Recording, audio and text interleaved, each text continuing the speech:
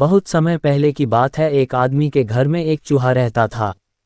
वह औरत के द्वारा बहुत परेशान किया जाता था और धीरे धीरे डरपोक हो गया।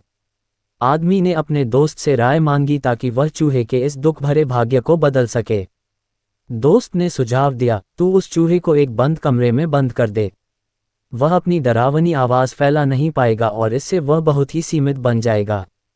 आदमी ने अपने दोस्त की बात मानी और चूहे की हकीकत नहीं समझते हुए उसे बंद कमरे में डाल दिया। चूहा अपनी आवाज़ फैला नहीं पा रहा था और इससे वह बहुत डर गया। उसकी आवाज़ बंद हो गई और वह आदमी के घर के आसपास ही रहने लगा। जीवन में खुशी मिल गई थी, लेकिन उसकी आदतें नहीं बदली थीं। कुछ समय बाद चूहे ने फिर अपनी पुरानी आदतें धारण कर लीं। उसने फिर से अपनी डरावनी आवाज़ फैलाना शुरू कर दिया और आदमी के घर परेशान हो गया।